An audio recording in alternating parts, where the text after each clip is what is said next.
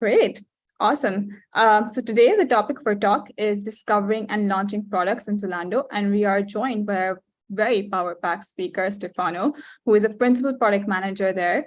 He's responsible for the checkout and payment experience. He has over 8 years of experience in tech and has previously been a strategy consultant in Accenture Strategy. Previously, he's also worked in e-commerce, financial services, payments, and then also retail industry.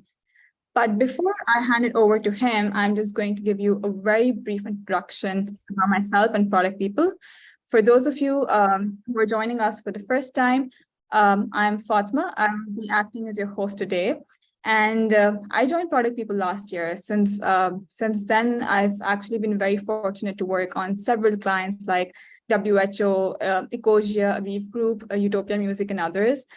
I have been in the product management space since the very, very beginning of my career. That's when I found out that product management is this beautifully complex juncture between tech and business, and I've never looked back since then. A little bit about Product People. We are a group of product enthusiasts, and we focus on two different programs. One is our work as interim product managers, and what we do there is that we provide consultancy services. So if you're a company who's currently in a situation where you feel that there's a gap in your product needs, it could be because someone is either leaving your company because of a paternity leave or because you just need to scale up your product organization. We can quickly onboard onto your team and ensure that the train keeps rolling while you actually find someone to permanently replace that position. Simply put, our motto is we onboard fast, we align teams, and then we deliver outcomes. The second program we have is for empowering a community, which is now actually over 23,000 followers, 23,000 people. So thank you all for being a part of that, and thank you for being here today. We love to share our knowledge generously, and we try to bring best practices of product through our online events like the one that is happening today, and also our offline events. But most importantly, we try to make you all feel a part of this collective unit that we have going on here. Before I give Stefano the stage, we'd like to a bit of an icebreaker and hear more about you about the topics at hand. I'm actually very curious to hear the first answer because every week you ask me, I have a different answer to this one. These questions are popping up if you're on Zoom, these questions will be popping up right now. If you're on any other channel, just put it on the chat and we'll have a look from there.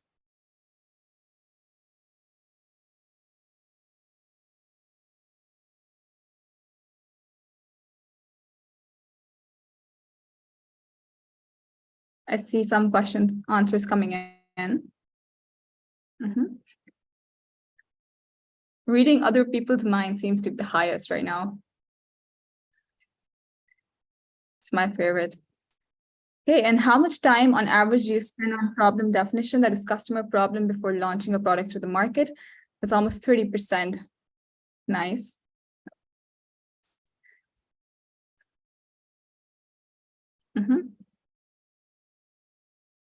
Okay.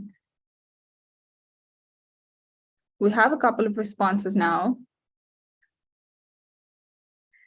And let's end the poll. Okay, so for the first question, if you have any of those superpowers, what would that be? Seeing the future is for 40% of the 40% of our community right here. Great one. Reading other people's minds. Yes, I always cannot decide between these two. So great options, guys.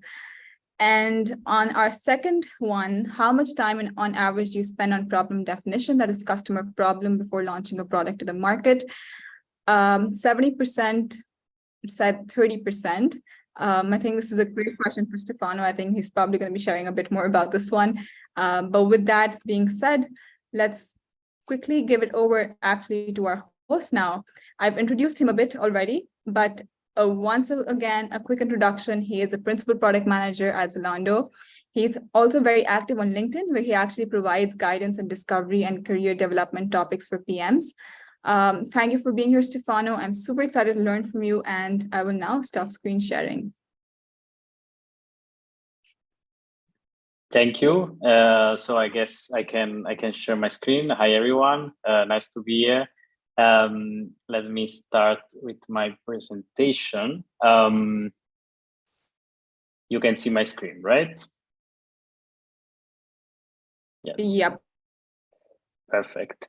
So I think, let's say the most interesting thing that we want to discuss here today, and I want to do with you, is how we discover and launch products in Zalando.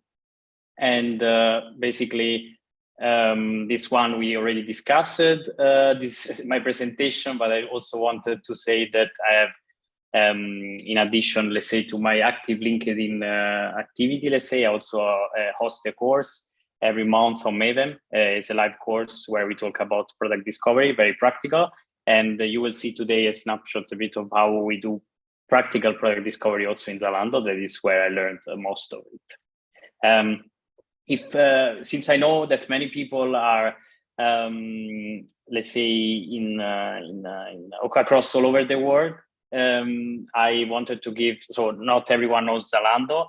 Zalando is the major fashion e-commerce player in Europe. We are live in 25 markets.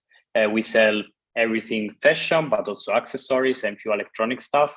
We have around 14 billion euro of GMV, 50 million active customers, and thousands of brands. So it's really, I would say we are the top player in this area.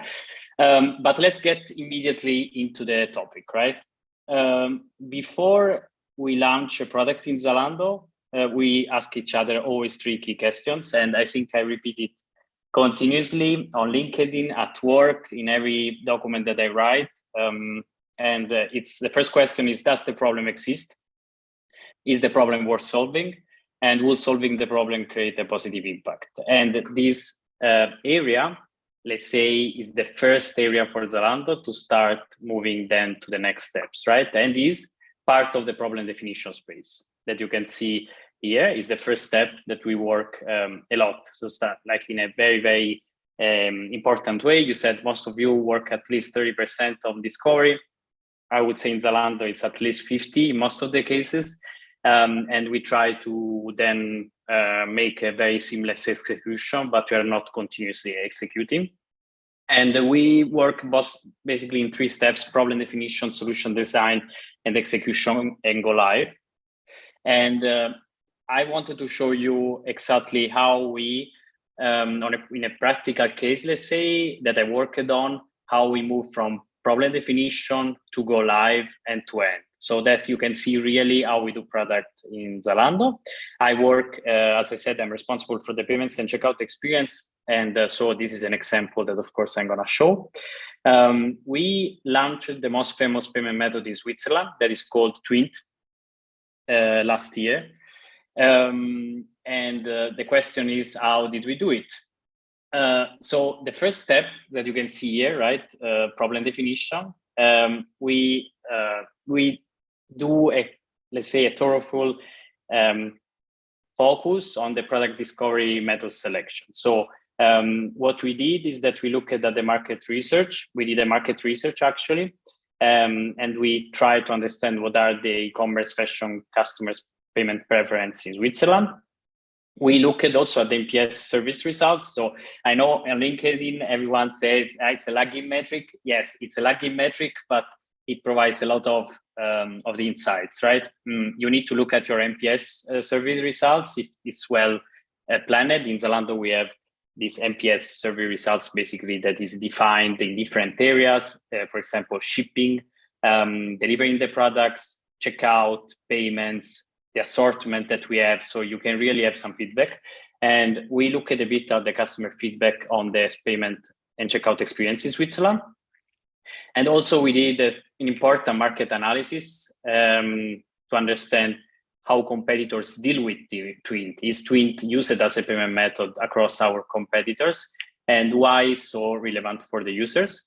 And we do also, Zalando is a big e-commerce player, so we have 25 markets, and we have, of course, a lot of feedback that comes from our markets that know exactly the customer and the fashion preferences there and the needs. So they also provided feedback to us around Twint.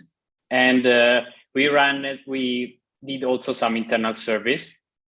Internal surveys for us, again, are not NPS in this related, are very specific. surveys that we use to understand if customers are happy with specific proposition, for deep diving a problem, or for discovering a problem. Could be quite wide, right? But in this case was quite specific. And the results were that firstly, Twint is the most preferred payment method in Switzerland, and customers are ready to buy in another shop if they don't see it at the checkout. So imagine some customers, regardless of the assortment that you have in the shop and the stuff that you sell, if they don't have this payment method, they just leave and churn, okay? Another thing, so that's something that I would have never been able to understand if, for example, we would have not done the market research. The second thing is that we were underperforming in Switzerland in terms of NPS compared to other markets, because the feedback was that Twint was not present at the checkout. And in addition, all our main competitors in Switzerland had Twint enabled since a long time. And this market research was also clearly outlined, let's say, and this information was clearly outlined by the users. And in addition, when we ran the internal surveys, let's say those surveys provided us the information of why many users were dropping, for example, from the Swiss checkout, let's say, and they were saying that, you know, most important reason was Twint. So basically, imagine they were ready to pay, they were arriving, they found the order, they were ready to select the payment method, and they didn't see Twint. What happened? They dropped. So that was a quite low payment completion rate, especially in comparison to other markets. And the third step, right? So imagine that we did a good problem definition, right? So market research, internal surveys, NPS surveys, and we looked also at, let's say, market feedback, right? From our markets, market analysis, we analyzed the competitors. It was clear that it's a problem worth solving. So the problem exists. So that's the other question that we all asked. And also was an opportunity for us as a Zalando, yes, because we have seen that customers were churning, the checkout completion rate was not enough good for us. So all the data, all the information were giving us enough confidence to move forward to the next step. That is the solution design. And we basically defined the product flows with our design teams, while also understanding the technical limitation with the Twint team and our engineers. Consider the Twint is, so 1/3 of the people that adult people that live in Switzerland use Twint, right? So it's a measured payment method. But and the flow, let's say from a payment perspective, needs to follow also some rules from a technical perspective. So there is not so much space for implementing new things, but still we needed to really define the flows. And just to give you an idea how the flow works, I'm opening a Figma flow now here, a prototype that we developed on Figma. And basically, as you can see, you have here the stuff that you want to buy. This case is a t-shirt, a yellow t-shirt. You have different payment options. In this case, you have Twint. We select Twint. We decided to confirm and pay with Twint. And the first thing that you see is that this landing page of Twint, where you basically need to select a specific in iOS app to pay with Twint, right? So from the Zalando app, in this case, you are redirected to Twint. This is Twint app. You do a PIN. You basically confirm the payment. And then the payment is successful on the Twint app. In this case, on iOS, you close and you are not automatically directed on the Zalando app, unfortunately, because this is a limitation of Twint as a payment method. So basically, you need to come back to Zalando. As you can see, there is the success page, order completed, all happy, right? So Twint payment method, €1, 1 Swiss franc, all good. So that's basically, it's the final prototype, but it's a lot of months of work defining the happy, unhappy path, what happens when the customer cancels a payment, what happens when the customer drops and doesn't use the app anymore. So it's a lot of work from our side. And the next step that I wanted to mention here is that we also involve the engineers as a next step after the product solution design.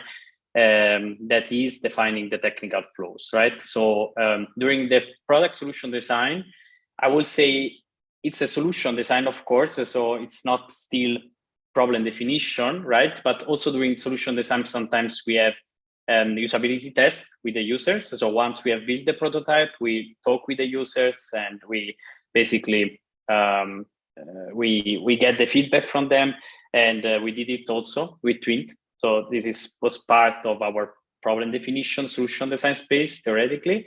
And then in this moment, we are in the technical solution design. So the flows are clear, how we do implement it from an engineering point of view. And I gave you here an idea of a typical graph that our principal engineers define with our help, let's say, to define the different logics between the different areas of our Zalando environment, and of course, the provider environment. And the next step is the KPI dashboard and A/B test document. So as a product team, we work a lot with the product analytics team, and we usually are very, let's say, we spend a lot of time in defining the primary KPIs for a successful launch. So in this case, we really took a lot of time thinking about, okay, what's the KPI that is driven our success case? What our success KPI for us was mostly the conversion rate. So how many customers will complete the payment after they were selecting the payment method. And also we did an A/B test. So the A/B test was that we were having a treatment group that would get offered Twint, and we will have a control group that will not get offered Twint. And we were defining the primary KPIs, that was the conversion rate. And then we had some secondary KPIs that were, let's say, enabling us to deep dive a bit more how this conversion rate was moving. For example, the orders per customers, the GMV, so the basket size per customer. Also, we were splitting the conversion rate in different parts. So how many customers drop after selecting a payment, how many customers drop after going to the app of Twint. So those are all secondary KPIs, but for us, the primary was the completion rate from selection until, let's say, the order placement. And this is all written in an A/B test. And okay, assuming that the, let's say in this case, let's say this step was done completely, right? We were feeling very confident that was time to go on. We started execution. And I mean, as most of the teams in the world, we work on an agile setup, and we work together with the engineering and product team to define the user stories, tickets, epics, and project plans. So of course, we start usually. I personally push a lot this within our team, that we start looking really at the users, product flows, user stories, and how can then they can be implemented from a backend perspective, because payment is still a very strong payment backend driven product.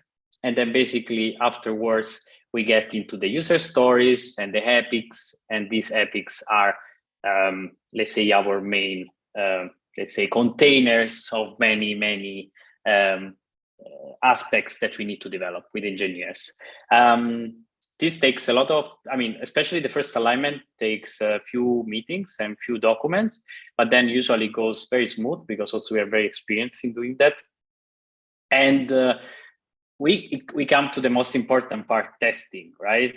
So, you know, when you look at online testing, everyone will tell you, yeah, we have everything automated, Q&A engineers, is so easy, testing accounts, a staging account. Okay, in payments, in e-commerce in general, this is a bit more complex, especially in payments, because you have payment methods that are that can be, let's say, used only by people that are present in those countries, so that have an account with that payment method in that country, in most of the cases, especially for local payment methods like Twint.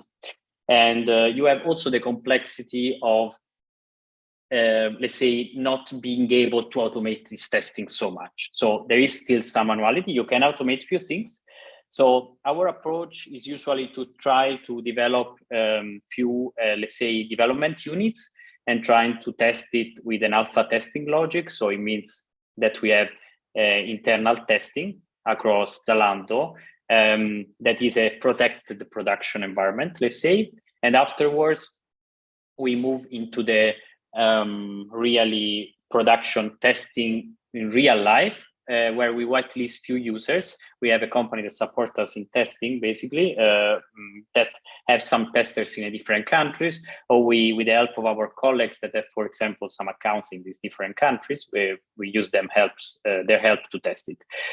But also in some cases, let's say we have, of course, the capability to test everything on staging, but we cannot test everything on our side on production. We need the help of different people, and we can monitor it, of course, but that's a bit the reality in payments. And so whoever tells you online that payments testing can be automated and you need anyone helping you is saying it's not the reality. It doesn't work, especially for an e-commerce shop. But of course, the good thing that we do is that we always test little steps in developments and improvements internally, so that we feel confident that once we arrive to the end-to-end testing, is going to work. And then finally, basically, rollout plan and go live. I mean, we basically are already very confident that testing worked.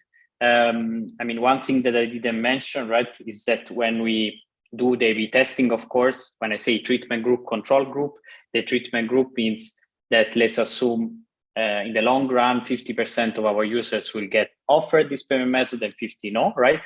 And when we do the testing, we just enable few users, right, to test. In the rollout plan, we define the concrete steps that we do each week for at least 1 month, 1.5 months, to make sure that everything works fine. So for example, we launch usually with a small percentage, starting from 1%, moving until increments of 5% offering. So only 5% of the customers in that market get offered. And only when we see that the KPIs, especially the guardrails KPIs, are good enough, then we move to the next step and we start increasing the offering rate. So this means also that you need to coordinate a lot of things. For example, you cannot launch marketing campaigns in this moment because it will be weird, right? That you launch a marketing campaign and then the users do not get offered the payment method. We do not advertise it so much. We don't write anything on the FAQs because in this case, we are just offering to a part of our users. We create a chat group, and yeah, as I said, we create a rollout plan, and we increase the offering rates as soon as we feel confident that it's working out.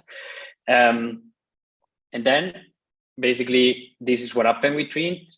We go live, right? And everything looks amazing, how I described to you. The reality is that with Trint, also we had some little issues, like in the sense that, not issues, like everything worked smooth, but we weren't super happy on the performance. So it took some time until we were really feeling confidence that the conversion rate was good. So we did some iteration on the product. And this was super helpful. This was possible because it was offered only to some people, right? Not everyone. So I think as my suggestion is for everyone that wants, to improve the testing and launching capabilities, always try to follow a step-by-step approach, because you can always iterate the product, improve it, and then launch it to every user, right? And in our case, our primary KPI finally was improving. Also, the most important secondary KPIs that for us was the order frequency was quite good, and better in the treatment group than the control group. So it means that all the users that were using basically Twint compared to the other users were placing more orders than the others, and they were also having a better conversion rate, the best, right, for Zalando, but it took some time. So that's, for example, an improvement that we took for the other launches. And yeah, so in this case, something that I also want to add, I think I have still some minutes. Discovery is not only when you start working on a project, right? So why I asked you work 50%, 30% on product discovery. 50%, it doesn't mean that you work 50% of your time on product discovery and then you start solution design execution and then it's done, right? problem definition and product discovery is something that comes up also when you are after the go live, for example, after the execution, because it could happen that you realize that something that you have developed and launched is not performing well, it needs some improvements, but you're not so confident around it. So you need to do some usability tests after launch, right? And that's again product discovery, or you need to talk with the users, right? You need to have some feedback from the users, launch some service. And then again, this is product discovery. So 50% is not only the first step, it needs to be seen as something holistic that you apply across all your product journey. And this is something that we do in Zalando. So we always look at it, we try to iterate. So for example, we launched, after having launched Twint, we launched another market research and some internal surveys to get real feedback from the users, how the experience improved, how much they were happy. And this again, discovery, because this was proven also not only by the data, but also from the customer feedback. We also try to gather all the information possible for the customer service, right? The customer care, because they have a lot of contact with the users. I get tagged almost every week on a chat regarding our app reviews. When there is a comment around payment, I get tagged by some of directors that look at it. So our director look actively also at the app reviews. So I just wanted to share with you as a final note that discovery, so I gave you an end-to-end view, right, on launching a product, but you have seen that probably 50% of my talk was focused on the how we discovered the problem, how we thought about it, is worth solving. And I think it's the most important thing, because you can, thanks to that, you can really prioritize problems. You can really work on what makes sense for the user, and can be applied in every context, in my opinion. So when people tell me, yeah, but you work in the B2C, I work in the B2B, it's not applicable. Not true. It's applicable. It's just different how you use the product discovery techniques. So on the business side, you have more limitations because probably you don't have a possibility to reach out to the users like we do, but you can still have a strong sales team and customer support team that knows quite better on the users than us, for example, in a B2C environment, right? So of course, in Zalando, we are lucky because we have also a B2B business, so we can gather some feedback also from our partners. But yeah, that's basically what I wanted to share. And I think that's it from my side. I think I'm perfect in time. Yeah, nothing more to share. Wow, that's awesome. That was such an amazing talk, Stefano. And I will quickly share my screen again. Hi, sorry. Okay, cool. That was awesome. And I love sort of the last key takeaway for us, that product discovery does not end with product launch. It's a continuous process that you have to build as part of your product teams as well, to be able to discover better products and deliver better products to your customers, whether they be B2B or B2C customers. So okay, to everyone, we'll move forward to Q&A. Anyone who's watching, the chats are open, so feel free to type in your questions. I'll give you a few minutes to actually formulate your questions. I see a few were piling already during the talk, but in the meantime, while you're taking time to actually go through and understanding, ask questions, I will actually take you to a quick detour and give you some quick background on product people, and then I promise you we'll jump right into Q&A with Stefano. So like I stated previously, we are a product consulting firm, but we're a little bit different than your typical product consultancy firm in the sense that we're interim fractional product managers. That means that we're not coming in and just giving a strategy or a playbook for you to build. We actually come in and run your product management operations in an interim role. And in the event that your somebody is going on parental leave, or somebody is being potentially sick for longer periods, or you just need to upskill your organization, we can quickly onboard ourselves onto your teams and ensure that they are quickly, the wheels are spinning in your organization as well. We also do product consulting and coaching. So for example, helping your teams understand some of the best practices for maybe, getting the roadmap out of the door, or how to do discovery work itself. It is important to note that we are not recruiters and we're not freelance marketplace. We only focus on product management, and we have a team of 40 killer PMs who have gone through a rigorous hiring process and can quickly onboard on your teams and get the ball rolling. These are some of our clients that we actually worked in the past, including Zalando. I have also personally worked with Ecosia. You've probably heard of some other companies over here. These are some of our clients. Again, we've worked across multiple companies. I've worked across Utopia and WHO, and we've got some awesome reviews from them too. They have loved our onboarding experience. They love our flexibility and how we bring momentum to the team.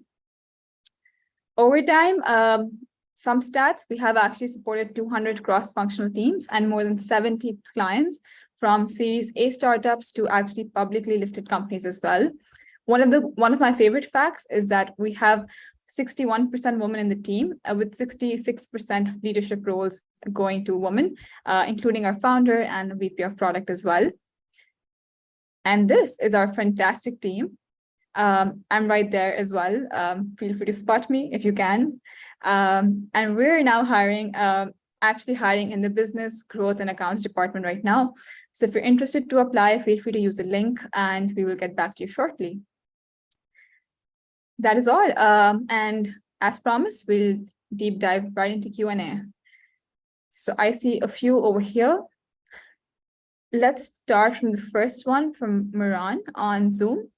How did you gather the sample users for the market research and internal surveys? Yeah, good question. Yeah, I think it's a bit different, right?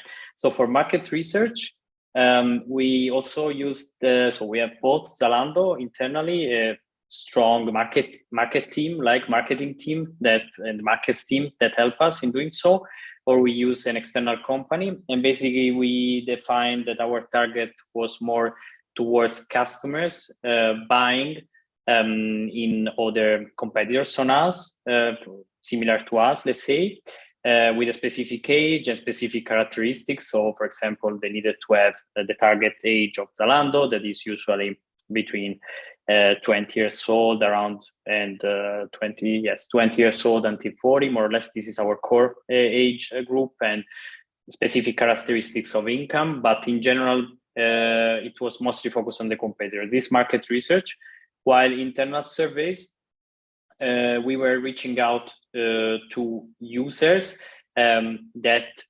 mostly, so we did in a very particular way. Let's say first step was to focus on the users that do not use buy now pay laters, because I mean in Switzerland we have Invoice as our core product there. You can pay later.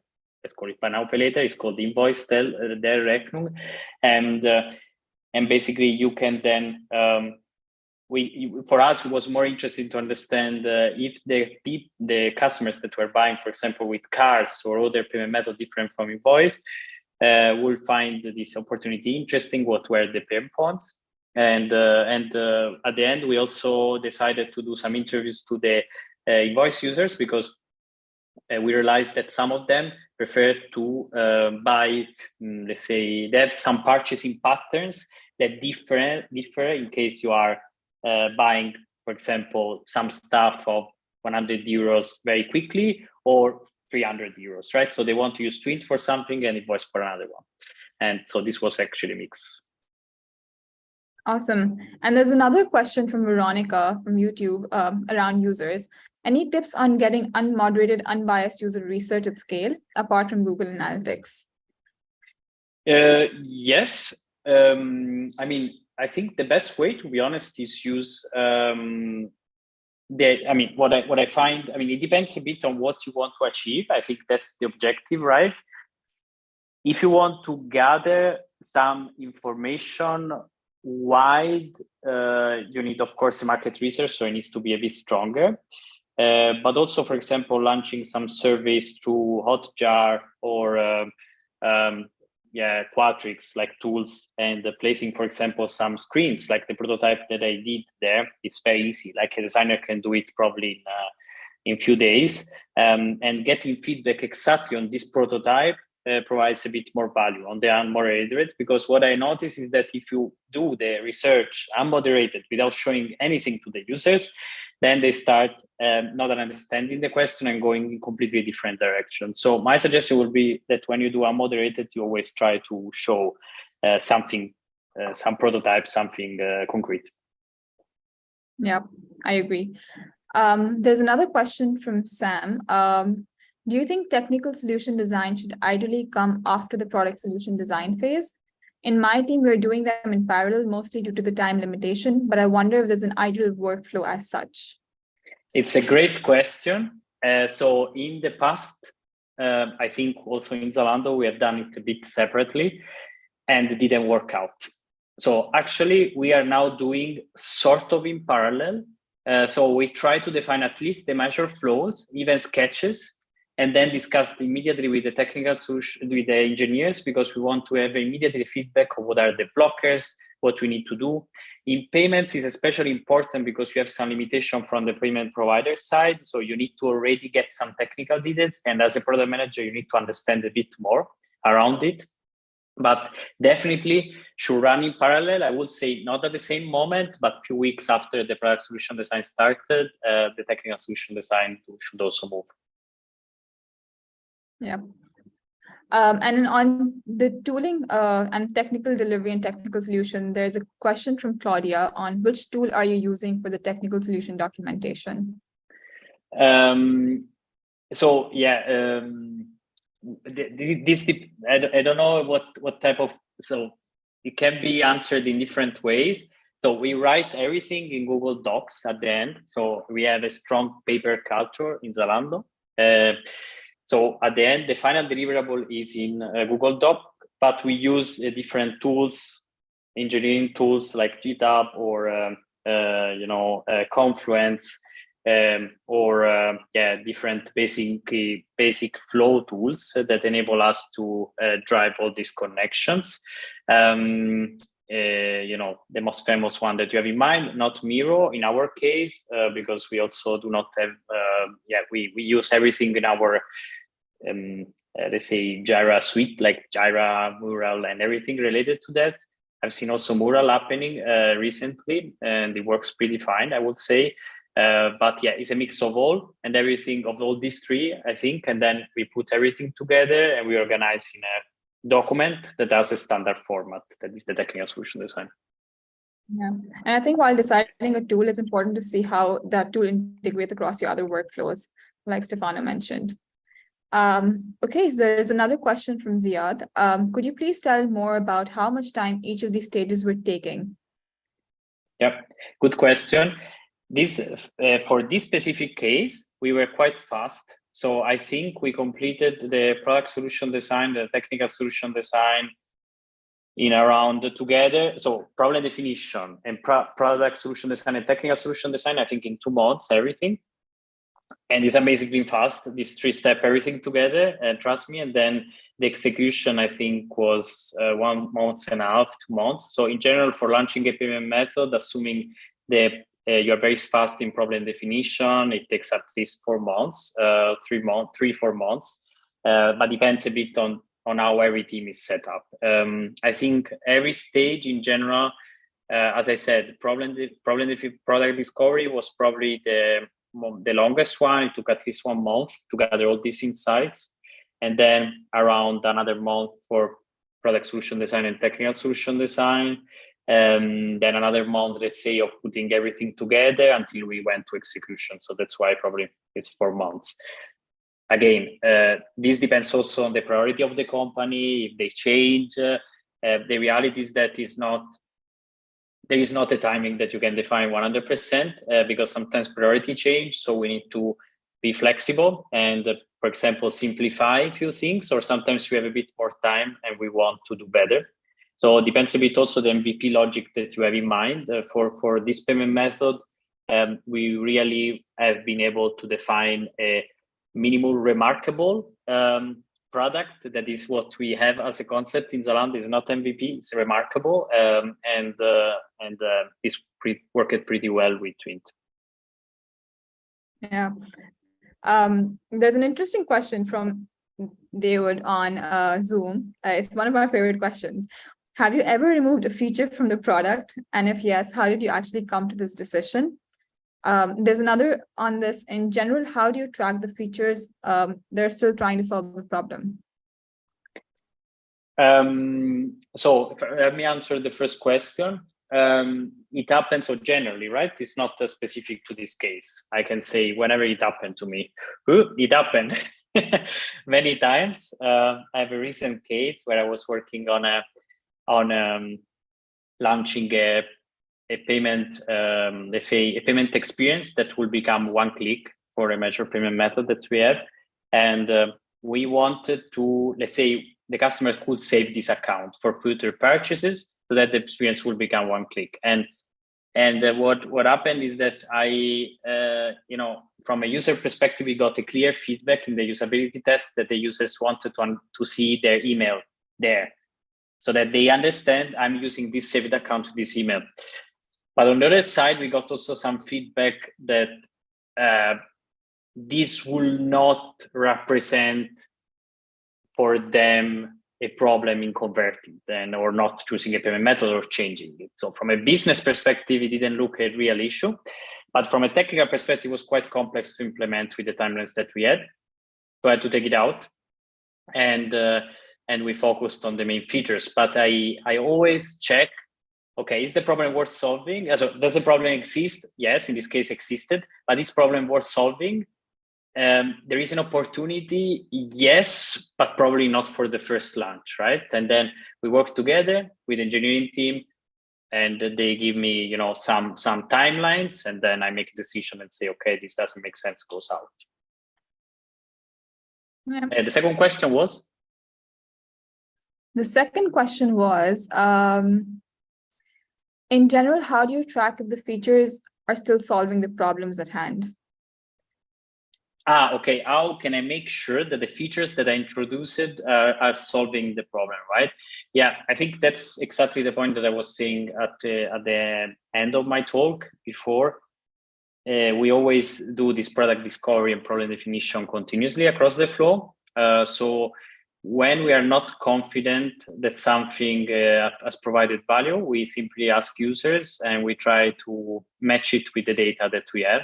So, for example, if you think about the checkout side, right? If you want to introduce a new feature, whoever works with the checkout product knows it. If you want to introduce a new service, a new product, you need to nudge it to the users. Users need to see that there is something new. If not, they don't use it, right?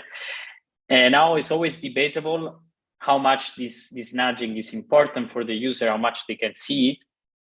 And we always try to do some usability tests to make sure that that feature provides value or not, is currently using it. And we also track if data-wise is being used in a way that will drive, for example, conversion. And this is trackable. Front-end tracking is a bit more complex, but can still be tracked.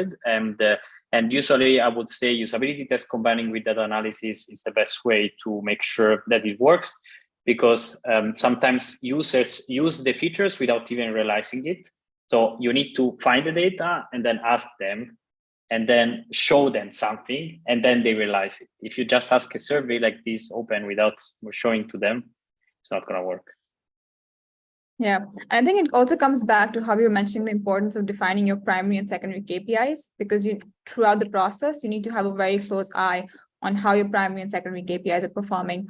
And I think on that note, I would love to ask, what are the tips? I think oftentimes PMs question what is a primary KPI and how to differentiate between a secondary KPI. So do you have any tips on how to decide what should be your primary KPIs versus what should be secondary? Okay, so I'm gonna say the magic word, North Star, that everyone uses. It comes back to that at the end, right? So we have a business objective, right? As a firm, right? That is driven from, can be a profit, right? KPI, let's say an operating profit, EBIT KPI, firm-wise, or could be revenues. This depends, right?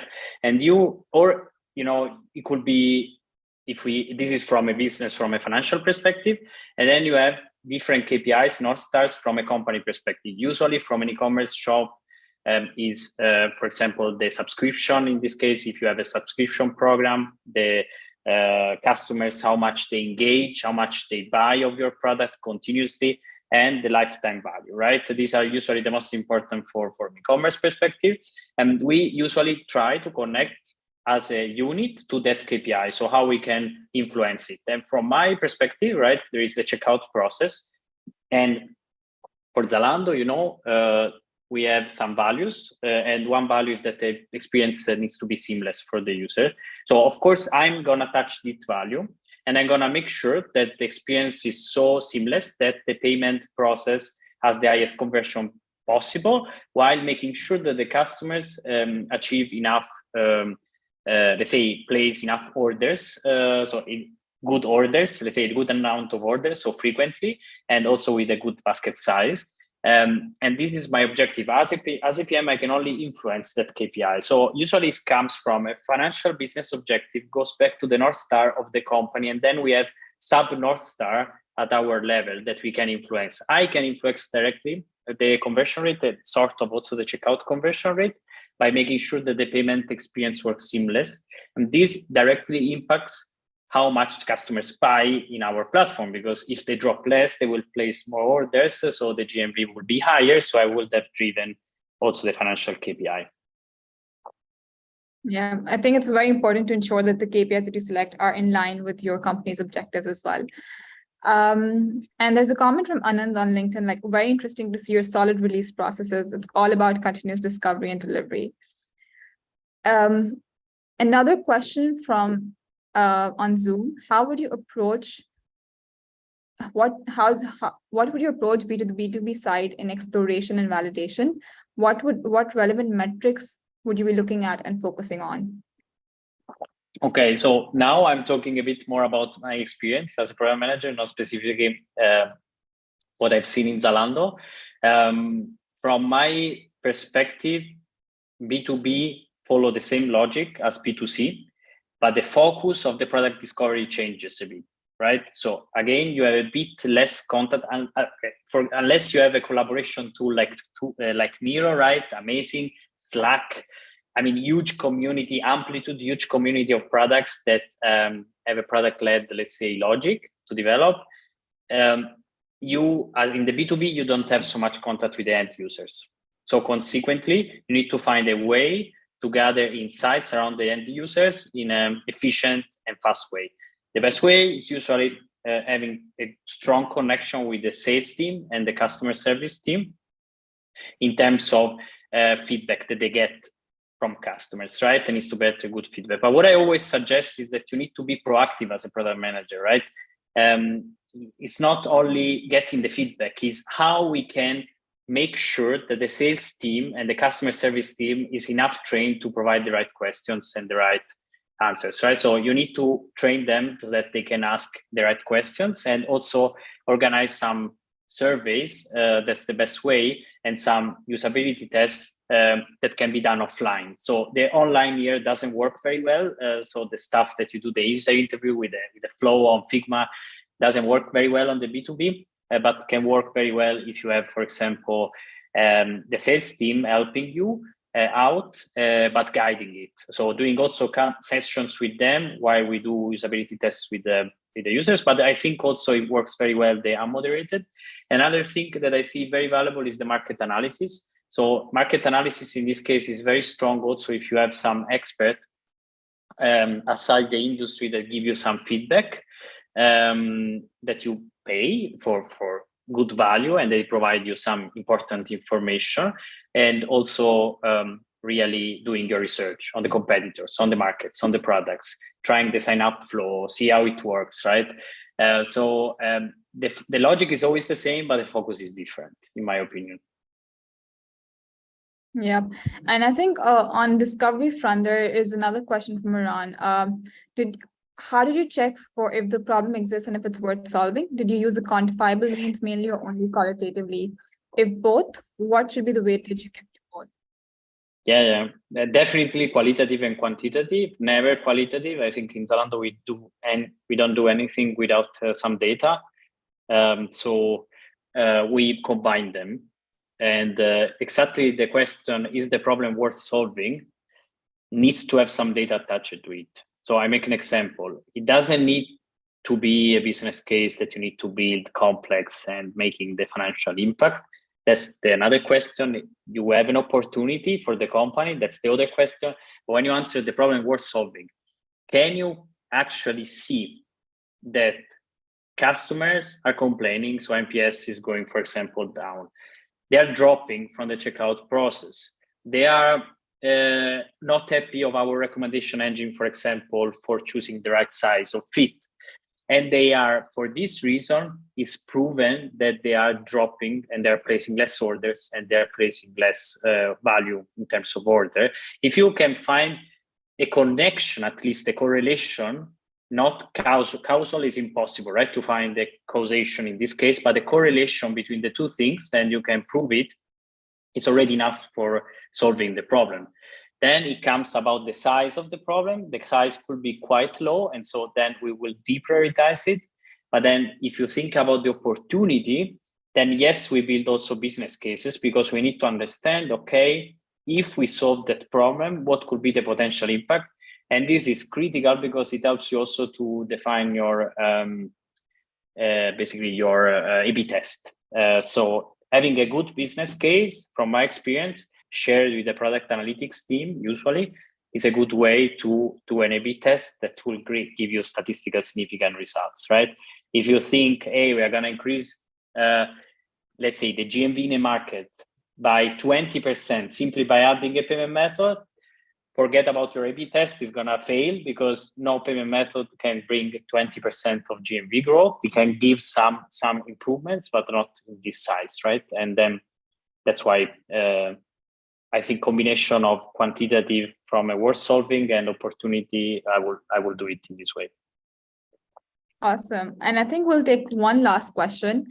This is an interesting question because it talks about stakeholder management from a product management perspective.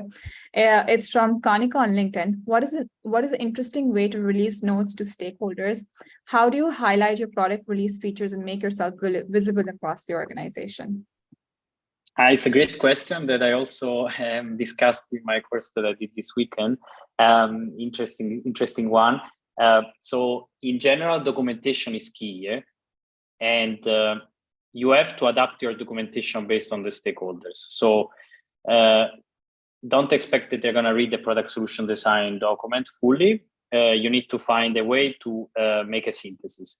So in Zalando, we have a great culture of VPs, senior VPs that read the product solution design, they look at the different screens and they understand the logic and they look at it, but it's not in every company and not every C-level does it. So my suggestion is always to have a format for product reviews. The format needs to be very simple, like a couple of slides and 3 slides, let's say, not more, to see the progress of your product, the main KPIs, but also always remind how the flow works with the prototype. I always do it as I did today with you, because if I didn't show you the prototype, how it worked, this flow, you would have never understood half of what I was saying today, because you couldn't imagine it as a user, right? And the same happens with your stakeholders. And I think when they see in the product reviews, especially, could be quarterly, could be monthly, whatever, right? They can see that you are making progress. You are very conscious around your KPIs, and you understand perfectly how the product works, then it makes sense. So to summarize, product solution design document needs to be quite summarized and contain the problem definition insights plus the main flows.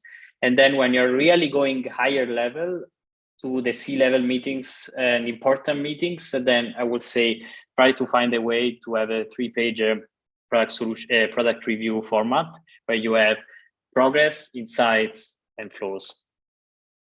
Wow, what a great way to end this session. And great insight, Stefano. I think it's super important to ensure that the documentation is according to the individuals and the people you want to present it to, and has the most relevant information for them as well within the document. Thank you so much for the talk. We had a lovely time. I personally learned a lot from you, and I can probably speak on behalf of the community that everyone had a wonderful time here and learned a lot. Thanks for joining us, and hopefully we'll be seeing you sometime soon somewhere else. Thanks for having me as a guest, and thanks everyone for the nice questions. If you hadn't done so, please reach out to me in LinkedIn if you want to ask me something, or you simply want to connect, or you want to simply see what I write every day on LinkedIn. So just reach out. I'm happy to connect.